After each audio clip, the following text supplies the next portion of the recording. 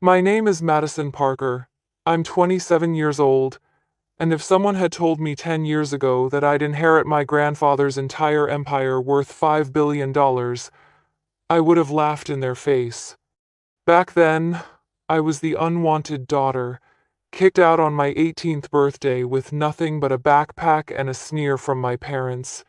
"You'll never survive without us."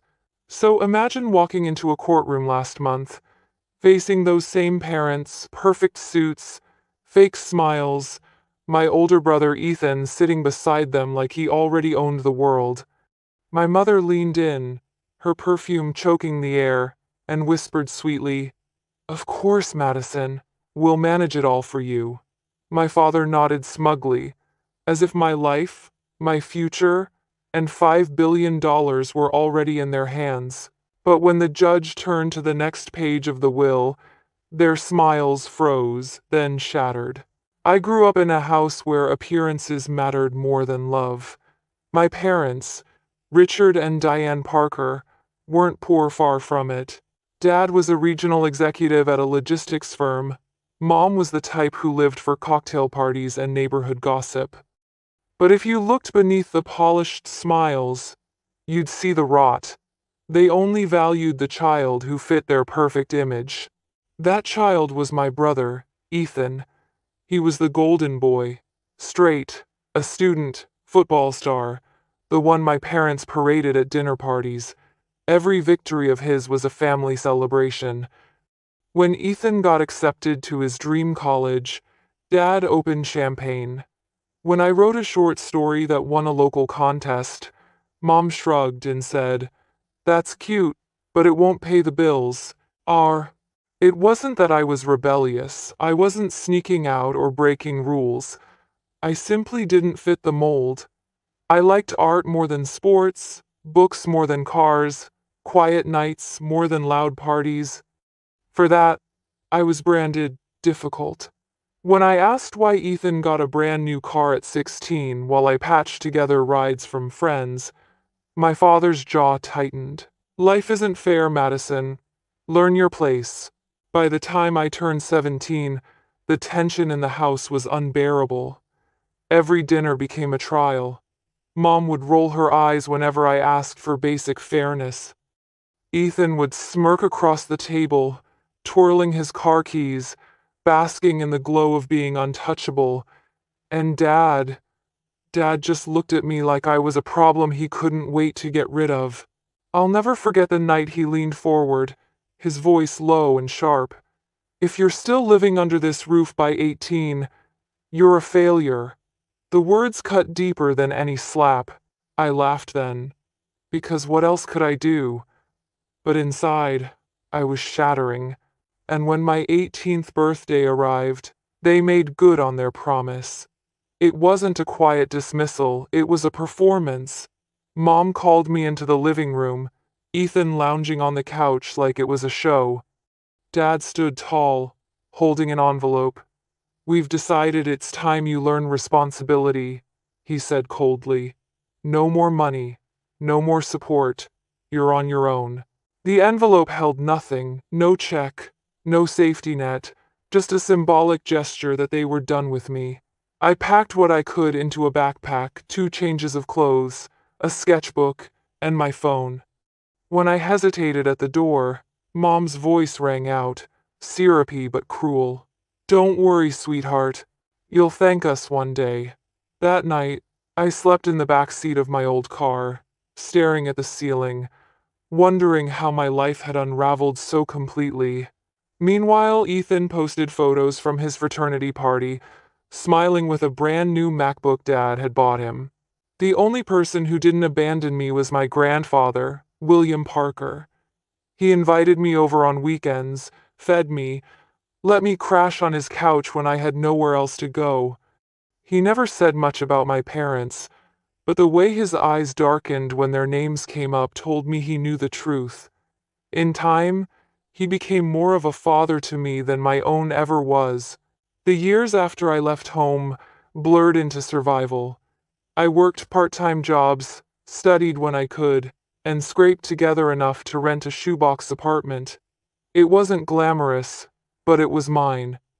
Through it all, my grandfather, William Parker, was the only family who never turned his back on me. He'd slip me grocery money when he thought I wasn't looking, invite me over for Sunday dinners, and remind me with a firm squeeze of my hand, "Madison, you're stronger than you think." So when the call came, it knocked the air from my lungs. Grandpa was gone. Even though I knew he had been sick for a while, some foolish part of me believed he'd outlast us all. Stubborn, steady, unshakable. Losing him felt like losing the only anchor I had left. The days after his death were a fog. I expected nothing from the estate. Maybe an old watch, a letter, something small to remember him by. I certainly didn't think I'd be summoned to a will reading in the county courthouse. When the official envelope arrived, embossed with the seal of the probate court, my hands shook as I opened it. Inside, the words were clear. The heirs of William Parker are required to attend the reading of his last will and testament. My name was listed alongside my parents and Ethan. I almost didn't go. Part of me wanted to grieve in peace, away from their toxic orbit. But another part, perhaps the one my grandfather nurtured, refused to let them write me out of his story. So, on a gray Monday morning, I walked into the courthouse. They were already there, of course. My parents, Richard and Diane, dressed as if attending a gala rather than their father's will reading. My mother's pearls gleamed against her silk blouse, her lipstick a shade too bright. Dad sat with his hands folded smugly, his cufflinks catching the light. And Ethan. Ethan looked like he was born to inherit an empire. His navy suit was tailored, his grin wide as if the entire proceeding were just a formality. When I stepped through the doorway, all three of them turned. My mother's smile stretched too wide, sugary sweet. "Madison, darling," she cooed, as though we hadn't gone years without speaking. "I knew you'd come." Dad gave a curt nod, his eyes already drifting back to the attorney's briefcase like a hawk watching prey. Ethan smirked and muttered just loud enough for me to hear, "This will be fun." I sat down across from them, my pulse hammering in my ears. The air felt thick, suffocating, as though the walls themselves knew what was about to happen. The attorney, a sharp-eyed man named Mr. Whitmore, cleared his throat and adjusted his papers. "We are here to read the last will and testament of William Parker," he began. My mother's hand brushed mine, her nails pressing slightly into my skin. "Don't worry, Madison," she whispered. "Of course we'll manage it for you." My father nodded smugly, as if the billions were already in his account. They had no idea what was about to hit them. The room was so quiet I could hear the rustle of papers as Mr. Whitmore, the attorney, flipped to the first page of the will. My parents leaned forward. Ethan stretched back like a king awaiting his crown, and I gripped the edge of my chair until my knuckles whitened. "This is the last will and testament of William Parker," Mr. Whitmore began, his voice steady. "Dated and notarized 1 year prior to his passing." My mother exhaled audibly, as though rehearsed. She glanced at Ethan, then at me, with a patronizing smile. Dad rested his hand on his knee, smug and certain. I could almost hear the script they'd written in their heads. Ethan inherits the fortune. They manage it together, and I fade into irrelevance. But then Mr. Whitmore's next words split the air like a thunderclap. "I, William Parker, do hereby leave the entirety of my estate, valued at approximately $5 billion, to my granddaughter, Madison Parker." Time stopped. I swear the clock on the wall went silent. For a heartbeat, nobody moved. My parents froze mid-smile, their faces cracking like porcelain masks. Ethan's jaw dropped, then snapped shut with an audible click. I blinked, certain I'd misheard. 5 billion? To me? My pulse thundered so loudly I barely registered the attorney continuing. It is my express wish, Mr. Whitmore read, that this estate be left in her sole possession, with no trustees, no oversight, and no conditional management. Madison Parker is to have full control of the assets, properties, and holdings, effective immediately. The silence that followed was deafening. Then, like vultures realizing their prey had flown from their talons, my family scrambled. My mother's voice shot out first, shrill but laced with sugar. Well, of course that makes sense, she said, clapping her hands lightly. Madison was always close to her grandfather. Naturally, she'll need our guidance, won't she, Richard? Dad straightened, nodding quickly, his smile stretched tight. Yes, yes, of course. 5 billion is, well, it's an enormous responsibility for someone so young, so inexperienced.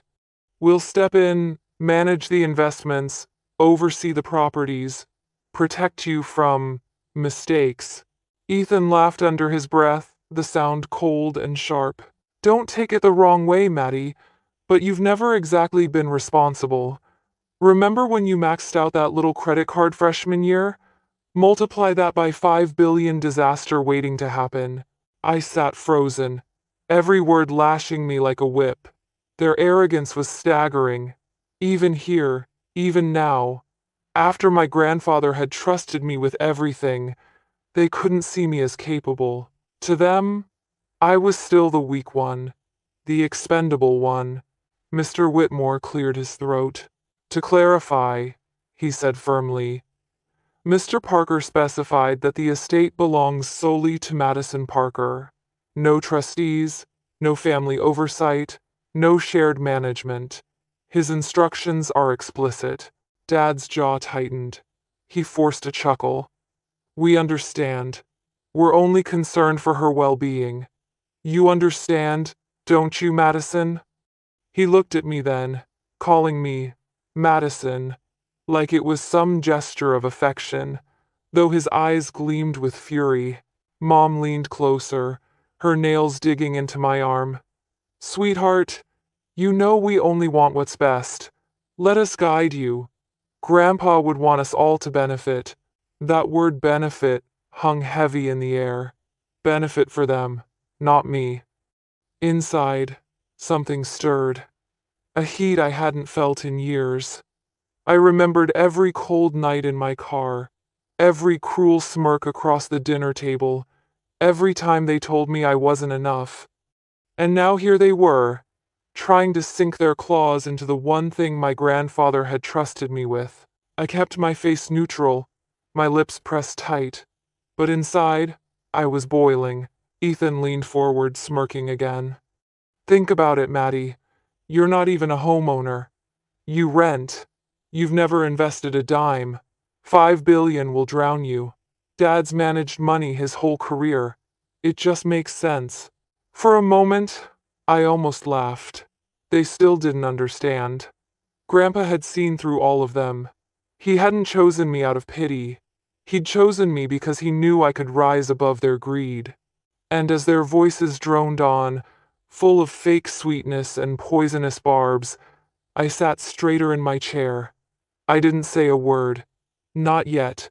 But I knew this was only the beginning of a war they could never win. The courthouse scene was only the opening act. By the time I returned to my apartment that evening, my phone was already buzzing with messages from my mother. We should talk, sweetheart. Your father and I know what's best. Don't make rash decisions. Each text dripped with faux concern, but I knew the truth they were circling, desperate. I ignored them. For 2 days, silence. Then, late one night, a knock rattled my door. When I opened it, there stood Ethan, leaning against the frame in his tailored jacket, that infuriating smirk plastered across his face. Without waiting for permission, he walked in. Cute place, he said, glancing around my modest living room as though inspecting a motel. But let's be honest, Maddie. This won't do anymore. $5 billion and you're living here? Embarrassing. I crossed my arms. What do you want, Ethan? He sank into my couch, stretching out like he owned it. Simple. I'm here to make sure you don't embarrass yourself. You've been living small for so long you don't even realize what you've got. Dad knows investments. Mom knows people. And me? I've got vision. Style. Together we could turn Grandpa's empire into something bigger. But only if you stop being stubborn. His words stung not because they held truth, but because they echoed every insult I'd ever heard at home. Small, stubborn, incompetent. He had learned their script by heart. I don't need your help, I said firmly. Grandpa left it to me. Not you, not them, me. For the first time, his smirk faltered. He covered it with a chuckle, but I saw the flicker of panic in his eyes. You really think you can handle this alone? Be smart, Maddie. Hand it over before you drown. I showed him the door. But Ethan wasn't the only one. The next day, my mother appeared no knock, just sweeping in like she still owned my life. She perched on a chair, smoothing her skirt, voice syrupy. Darling, you've always been too sensitive. This money, it could ruin you. Let us shoulder the burden. I stared at her, remembering the night she smiled as she kicked me out. Her nails dug lightly into my arm now, just like in the courtroom. Think of it as a family effort, she cooed. Grandpa would want us all to benefit. Benefit. The same poisoned word. When she finally left, I locked the door and sat in the silence, my chest tight. For a moment, doubt whispered, maybe they were right. Maybe I wasn't strong enough. But then I pictured Grandpa's steady eyes, the way he'd told me, you think before you speak. That's not weakness, that's strength.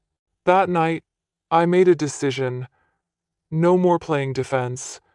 From now on, I document every word, every threat, every attempt to gaslight me.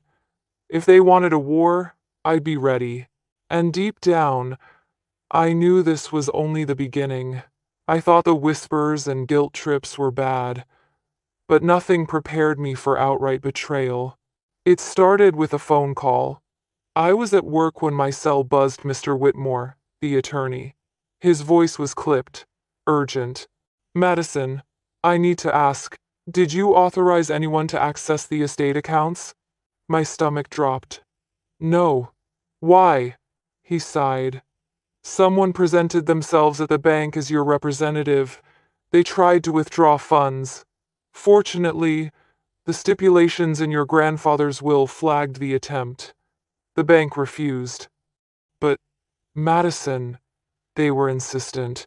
I didn't need to ask who it was. I could picture it perfectly, my father's stern voice, my mother's sugary smile, Ethan's arrogance all spun into a lie to claim what wasn't theirs. That night, I drove past their house. The lights glowed warmly, the porch as pristine as ever. 2 cars sat in the driveway like nothing had changed. But to me, the sight was venom. They weren't just manipulative anymore. They were thieves. And as if that weren't enough, the slander campaign began. Small towns thrive on gossip. And my parents knew it. Suddenly, people at the grocery store looked at me differently. The cashier who once smiled now muttered, "Must be nice, living off an old man's money." At the gas station, I caught whispers. She stole it from her brother. That fortune wasn't meant for her. Even my few friends pulled away. Phone calls stopped. Invitations vanished. The narrative was spreading. I was greedy, undeserving, a fraud. One evening, sitting alone at my kitchen table, the weight of it all crushed me. I had the money, yes, but it felt like a trap. If I used it, I'd feed their story. If I stayed quiet, I'd drown in silence. For the first time since the will reading, I wondered if maybe they were right, if maybe I wasn't strong enough. My hand drifted to a drawer. Inside, Tucked beneath old receipts and a dried-up pen was an envelope I'd nearly forgotten. It was from my 21st birthday. Grandpa had handed it to me back then with a knowing smile, saying, "One day, you'll understand." With trembling hands, I opened it. The letter inside was written in his firm, slightly shaky script. "Madison, if you're reading this, I hope you've learned by now that the world doesn't give, it takes. Don't let them. You are stronger than you know, and one day you'll have to prove it. When that time comes, don't shrink back. Stand tall. They can only steal from you if you hand it to them." Tears blurred my vision as I read those words again and again until they burned into me. My grandfather had known. He had seen through them long before I ever did, and he had trusted me, not them, to rise above it. I folded the letter carefully, placed it back in the envelope, and felt something shift inside me. The fear didn't vanish, but it hardened into resolve. They wanted to play dirty? Fine. I'd stop reacting and start preparing. This wasn't survival anymore. It was war. The letter changed everything. For the first time, I felt my grandfather's presence not just as a memory, but as a guide. His words lit a fire in me. Don't shrink back. Stand tall. I began to prepare. Quietly, methodically. The first step was finding someone I could trust with the financial side of things. Not a flashy advisor tied to my father's world, but someone grounded, meticulous. Through a coworker's recommendation, I met Robert Hale, a graying man with calm eyes and a yellow legal pad permanently tucked under his arm. He didn't fawn over the billions or try to dazzle me with jargon. Instead, he asked careful questions. What do you want this money to mean? What are your goals? Your fears? He listened without judgment, as I admitted I was terrified of drowning under the weight of it all. When our first meeting ended, he slid a simple plan across the table. "You're more capable than you think, Madison," he said, shaking my hand firmly. "You just needed someone to confirm it." That night, I slept better than I had in weeks. With Robert's help, I took small, deliberate steps. I purchased a modest home, not a mansion, just a quiet place where no one could throw me out.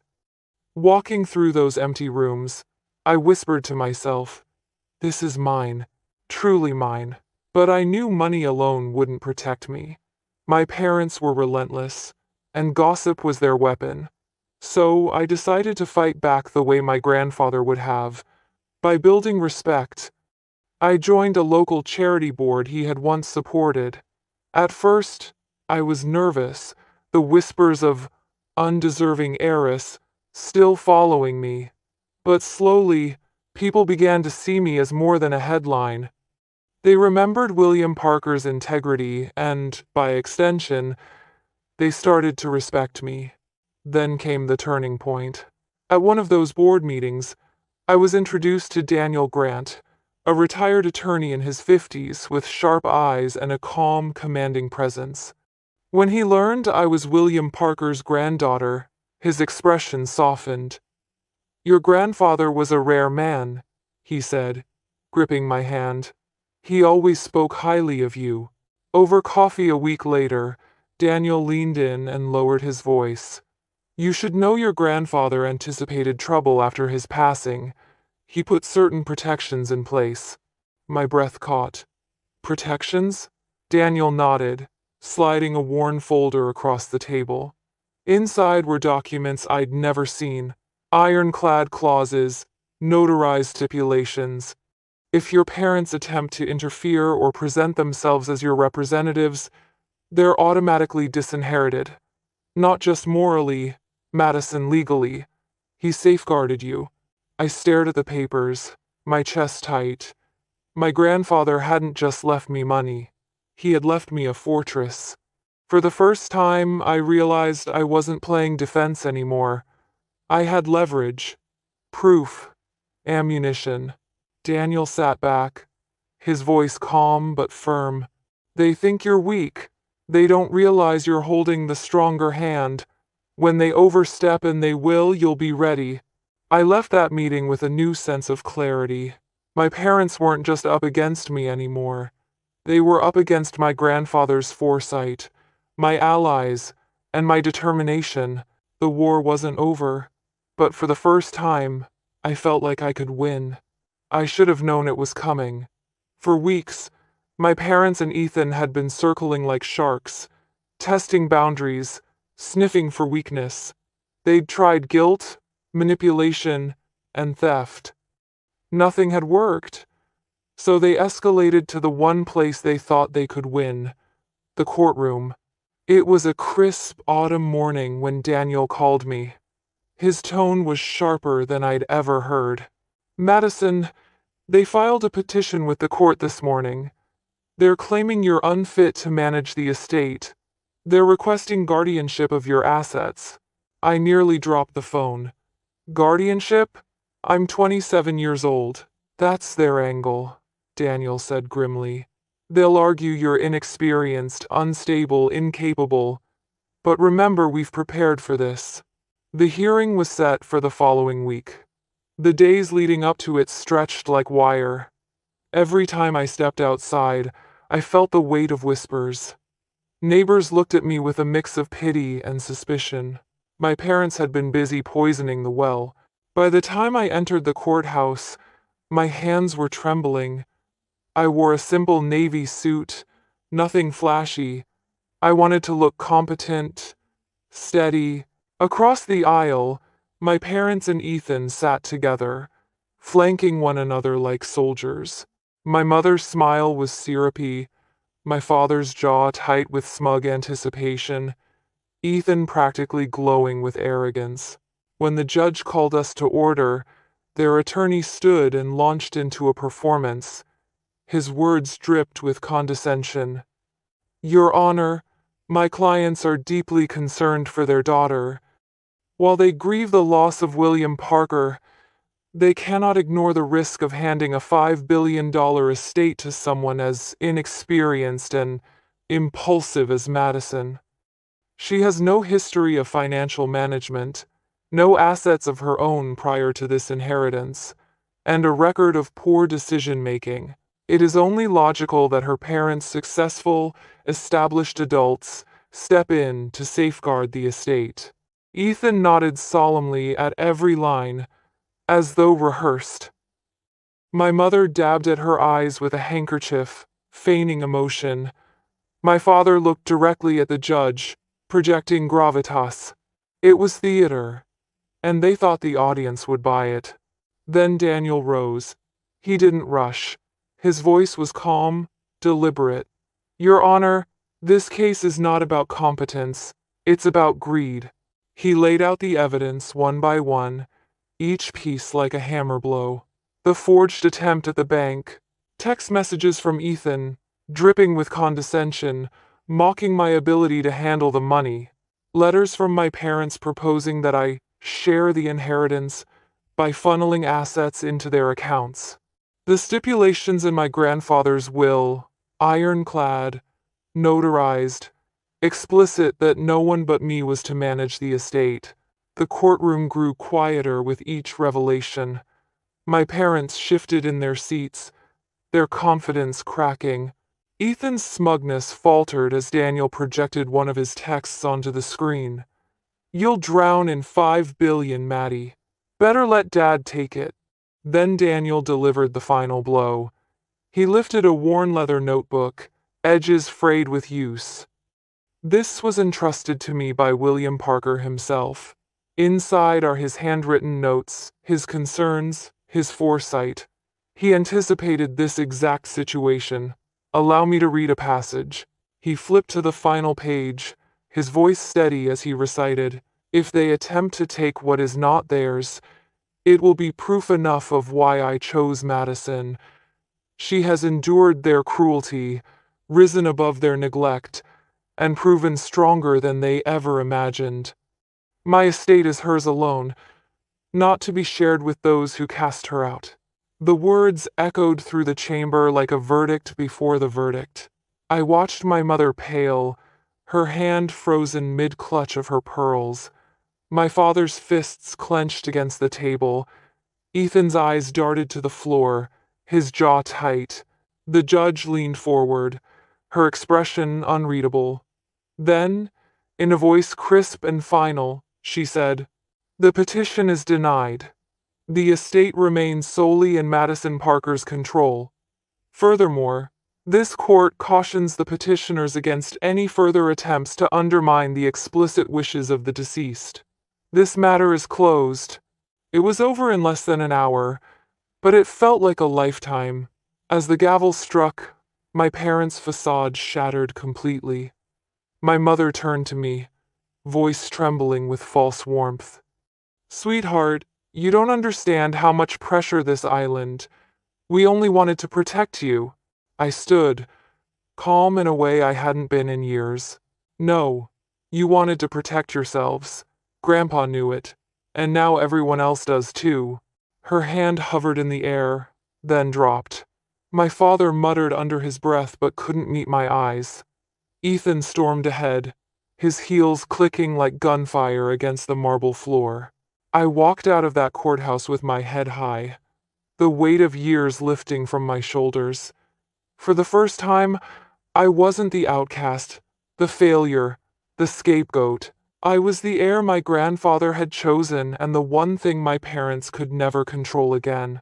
But as I stepped into the sunlight, one truth burned in my chest. This wasn't the end. The legal battle was won. Yes. But the fallout, the reputations destroyed, the relationship severed was just beginning, and I was ready for it. The verdict might have ended the legal battle, but the aftermath unraveled slowly, like dominoes tipping one by one. My parents had strutted into that courtroom believing they could bend the world to their will, the same way they bent me when I was young. The judge's ruling had done more than deny their petition. It had ripped away the masks they had worn for decades. It started small. My mother's circle at the country club suddenly grew cold. Where once she was the queen of gossip and brunches, now conversations hushed when she entered the room. I heard whispers from acquaintances. "We had no idea how cruelly they treated Madison. It's disgraceful." She tried to brush it off with brittle smiles, but even she couldn't hide the humiliation. My father fared no better. News of the court case spread through his company like wildfire. Clients who once trusted his expertise in finance began to distance themselves. Meetings were canceled. Eventually, I learned he'd been encouraged to take early retirement. For a man whose entire identity was wrapped in professional authority, the forced exit was a crushing blow. And Ethan, oh, Ethan's fall was the sharpest. His entire social status had been built on being the golden child, the favored son, the heir apparent. But after the court exposed the attempted fraud and those smug texts, people saw him for what he truly was: entitled, arrogant, and hollow. His girlfriend dumped him. Invitations to parties dried up. Soon enough, word reached me that he'd moved back in with our parents. 3 broken egos under one roof, feeding off each other's bitterness. Meanwhile, my world expanded in ways I'd never dared to imagine. I threw myself into work and into causes my grandfather had cared about. The charity board grew into something larger, and I began to play a leadership role. For the first time, people sought out my voice, not to dismiss it, but to listen. Respect not grudging, not conditional, real respect. I invested carefully, following Robert's steady plan. My home became more than shelter. It became proof that no one could ever throw me out again. Every key I turned in the lock reminded me of how far I had come. But the most powerful moment came quietly. One evening, I drove past my parents' house, the same house I had been exiled from on my 18th birthday. The porch light was on, but the lawn was unkempt, the shutters faded, the paint peeling. It looked tired, worn, almost like the people inside. I parked across the street, memories washing over me. The night they staged my exile, the years of mockery, the endless comparisons to Ethan. For so long, that house had been a monument to my failure. But now, I felt nothing but clarity. They hadn't destroyed me. They had forged me. I rolled down the window, the cool night air brushing against my face, and whispered words I'd never dared speak before. Grandpa was right. I decide what I'm worth. With that, I put the car in gear and drove away, leaving behind the house, the ghosts, and the power they once held over me. The real revenge wasn't in humiliating them publicly. It wasn't in the billions sitting in my accounts. It was in this freedom, the knowledge that I no longer needed their approval, their love, or their validation. They had cut me out of their lives when I was 18. Now I had finally cut them out of mine.